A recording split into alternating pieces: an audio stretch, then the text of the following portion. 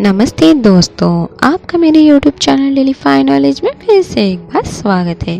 दोस्तों, आज संडे की मॉर्निंग है, यानी कि एनिमल स्पेशल की मॉर्निंग। तो आइए जानते हैं कुछ ऐसे ही एनिमल्स के बारे में। पहला, दोस्तों क्या आप हनी पॉट चींटी के बारे में जानते हैं? हनी पॉट चींटियाँ, जिन्हें शहद चींटियाँ भी कहा जाता है, वे चींटियाँ होती हैं जिनके पास विशेष श्रमिक होते हैं जो भोजन से इस हद तक भर जाते हैं कि उनका पेट बहुत अधिक फूल जाता है।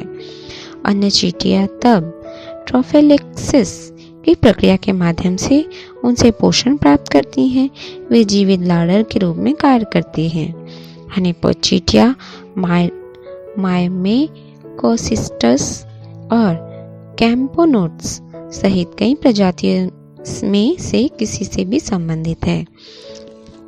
उन्हें पहली बार 1881 में हेनरी सी मैककुक द्वारा प्रलेखित किया गया था और 1908 में विलियम मार्टिन वेलर द्वारा आगे वर्णित किया गया। कई कीड़े, विशेष रूप से मधुमक्खियों और कुछ ततैया, बाद की तारीख में उपयोग के लिए तरल इकट्ठा और संग्रहित करते हैं। हालांकि ये कीड़े अपना भोजन अपने घोंसले या छत्ते में जमा करते हैं। हनी चींटियाँ अपने स्वयं के शरीर को जीवित भंडारण के रूप में उपयोग करने में अद्वितीय है। बाद में उनके साथी चींटियों द्वारा उपयोग किया जाता है जब भोजन अन्यथा दुर्लभ होता है। जब हनीपॉट चींटी के अंदर संग्रहित तरल की आवश्यकता होती है तो कार्यकर्ता चींटी हनीपॉट चींटी के एंटीना को स्ट्रोक करती है, जिसे हनीपॉट चींटी अपनी फसल से संग्रहित तरल को फिर से बहा देती है। कैम्पोनोट्स इन्फ्लेस्टस जैसी प्रजातियों के उदर में कठोर पृष्ठीय स्क्लेराइड्स होते हैं जो एक नरम, अधिक लचीली आर्थोडाइल झिल्ली से जुड़े होते हैं। जब पेट खाली होता है तो आर्थोडाइल झिल्ली मुड़ जाती है और स्क्लेराइड्स ओवरलैप हो जाते हैं, लेकिन जब पेट भर जाता है तो आर्थोडाइल झिल्ली पूरी तरह से फैल जाती है, जिससे स्क्लेराइड्स व्यापक रूप से अलग हो जाते हैं। इनके घोंसले विभिन्न प्रकार के शुष्क या अर्ध शुष्क वातावरण में पाए जाते हैं। कुछ प्रजातियां अत्यधिक गर्म रेगिस्तानों में रहती हैं, अन्य संक्रमणकालीन आवासों में निवास करती हैं और फिर भी अन्य प्रजातियां वुडलैंड्स में पाई जा सकती हैं जो कुछ हद तक ठंडी होती है, लेकिन फिर भी वर्ष के एक बड़े हिस्से के लिए बहुत शुष्क होती है। उदाहरण के लिए अच्छी तरह से अध्ययन किया गया दक्षिण पश्चिमी संयुक्त राज्य अमेरिका के शुष्क और अर्ध शुष्क आवासों में रहता है। इस प्रजाति के बांझ श्रमिक भोजन की कमी के समय प्लेयरगेट्स या रिप्लिट्स के रूप में कार्य करते हैं। जब प्लेयरगेट पूरी तरह से भर जाते हैं तो वे स्थिर हो जाते हैं और भूमिगत घोंसलों की छत से लटक जाते हैं। बाकी की कॉलोनी को खिलाने के लिए अन्य कर्मचारी उन्हें अपना तरल खाद्य भंडारण से निकाल देते हैं।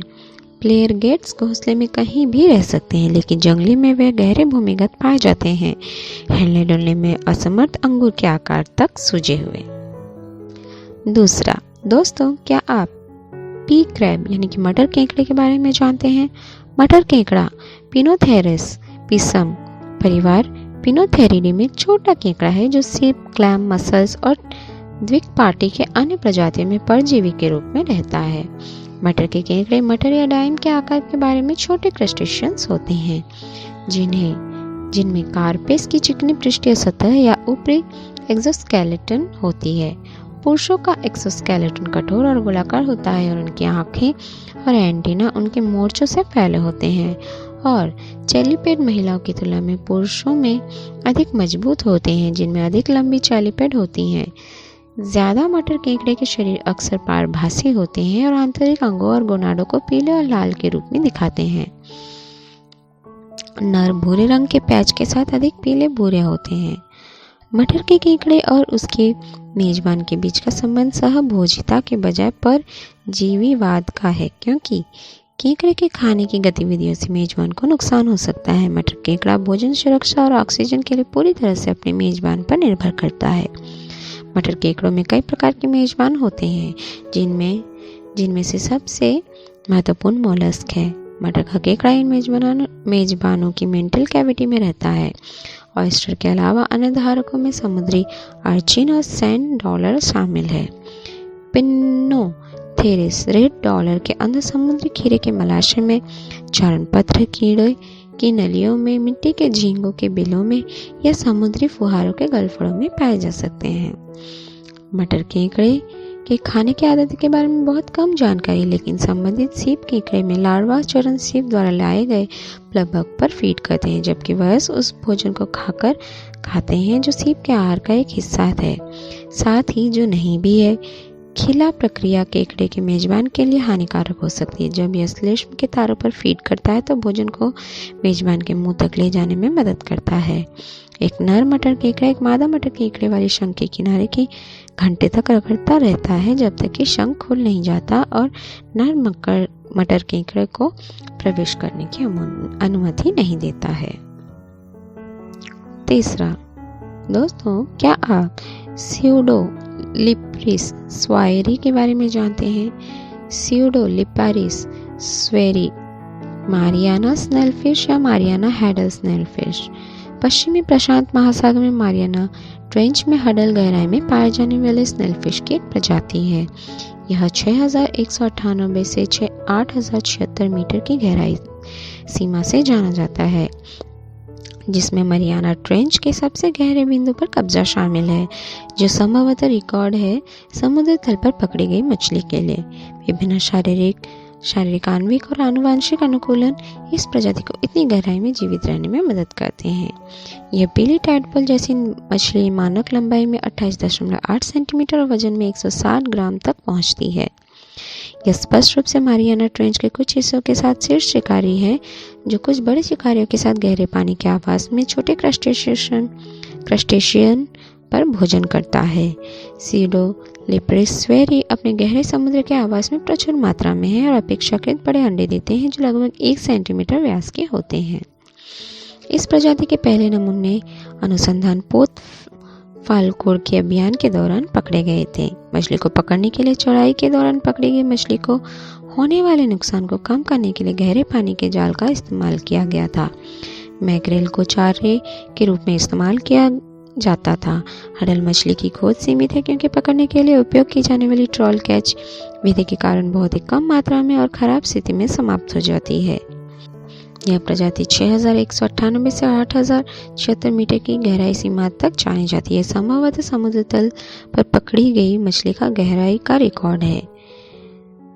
एबिसोब्रोटुला गैलाथिया को आमतौर पर रिकॉर्ड धारक के रूप में मान्यता दी गई है, जो समुद्र तल पर 8370 मीटर पर पकड़े गए एक व्यक्ति के आधार पर है, लेकिन यह एक गैर समापन जाल के साथ पकड़ा गया हो सकता है रास्ते में और इसलिए शायद उथला था।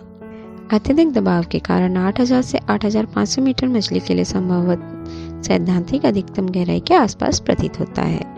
उथले पानी वाले घोंगी की तुलना में स्यूडोलिपारिस स्वायरी में इसके अंधेरे और उच्च दबाव वाले निवास स्थान के लिए कई असामान्य रूपांतरण है, जिसमें पारदर्शी त्वचा शामिल है, जिसमें वर्ण की कमी है, कुछ अंग और अंडे जो बड़े हुए मांसपेशियां पतली है, इसकी हड्डियों का अस्थिभंग अधूरा है। ऐसा प्रतीत होता है कि देखने की क्षमता बहुत कम है या नहीं। ऐसे तंत्र है जो इसके शरीर में प्रोटीन को अभी भी कार्य करने की अनुमति देते हैं और उनके लचीलेपन को बनाए रखने के लिए कोशिका झिल्ली में अंतर होता है। चौथा, दोस्तों, क्या आप येलोहेड जॉफिश के बारे में जानते हैं? येलोहेड जॉफिश कैरेबियन सागर में प्रवाल भित्तियों के मूल निवासी जॉफिश की एक प्रजाति है। यह 3 से 40 मीटर की गहराई में पाया जाता है। सिर और ऊपरी शरीर एक हल्का लेकिन शानदार पीला रंग है, जो धीरे धीरे एक मोती के नीले रंग के रंग में लुप्त हो रहा है। यह 10 सेंटीमीटर TL तक पहुंच सकता है। येलोहेड जॉफिश आमतौर पर फ्लोरिडा में पाई जाती हैं। वे आमतौर पर उथले क्षेत्रों में पाए जाते हैं, जहाँ बेल निर्माण के लिए सामग्री उपलब्ध होती है। जॉफिश 70 प्रजातियों तक के समूह में मलबे वाले क्षेत्र और रेत में रहती हैं। यह अपने अपेक्षाकृत छोटे क्षेत्र के पास रहता है और आमतौर पर केवल सिर और उसके शरीर के ऊपरी हिस्से को अपनी बूढ़ से फैला हुआ दिखा जाता है। हालांकि यह कभी कभी आसपास मंडराता पाया जाता है। यह अपने मुंह का उपयोग करके रेत, गोले या छोटी चट्टानों के एक स्थान से दूसरे स्थान तक ले जाने में सक्षम है। यह एक माउथ ब्रूडर है, जिसमें नर अंडे को अपने मुंह में तब तक ले जाता है जब तक कि उनमें से बच्चे ना निकल जाएं। येलो हेड जॉफिस में घुसपैठियों के लिए दो अलग अलग तरह की प्रतिक्रिया होती है, उड़ान या लड़ाई। प्रतिक्रिया का प्रकार आने वाली मछली के प्रकार पर निर्भर करता है। उड़ान के दौरान मछली घुसपैठी से दूर तैर जाएगी और एक बड़ी चट्टान के साथ उद्घाटन को कवर करते हुए अपने मूल में चली जाएगी। लड़ाई के दौरान मछली घुसपैठिया पर रेत या पत्थर थूक देगी।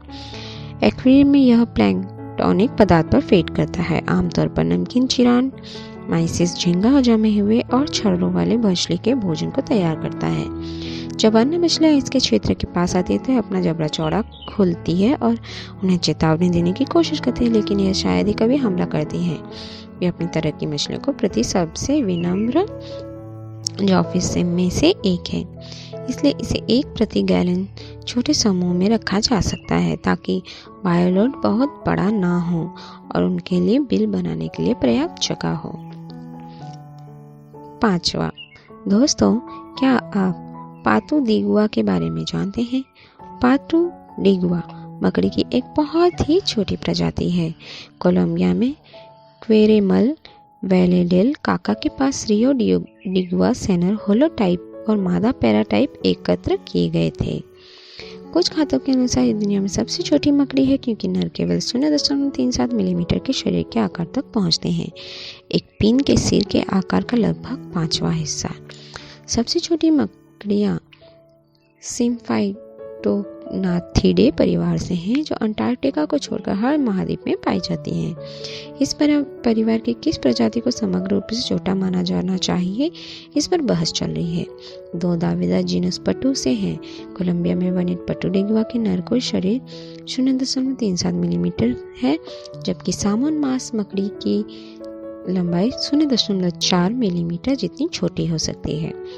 शीर्षक के लिए योग्य एक अन्य जीनस अनापिस्टुला है। एक मादा फ्रेड गुफा मकड़ी अनापिस्टुला एंटासिना पुर्तगाल में एक गुफा प्रणाली के लिए एक गंभीर रूप से लुप्तप्राय प्रजाति है, जिसकी शरीर की लंबाई 0.43 मिलीमीटर थी। इस प्रजाति के नर अभी खोजे जाने बाकी है, लेकिन इनके और भी छोटे होने की उम्मीद है। इसी तरह आज तक मापी गई के केवल महिलाओं के साथ आइवरी कोस्ट से एक बौना ऑर्ब वीवर 0.48 मिलीमीटर लंबा था।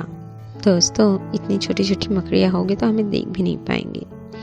जो भी हो, तो दोस्तों, आज की दी हुई जानकारी आपको कैसी लगी मुझे कमेंट बॉक्स पर जरूर बताइएगा और मेरी इस वीडियो को लाइक, शेयर और सब्सक्राइब करना ना भूलिएगा।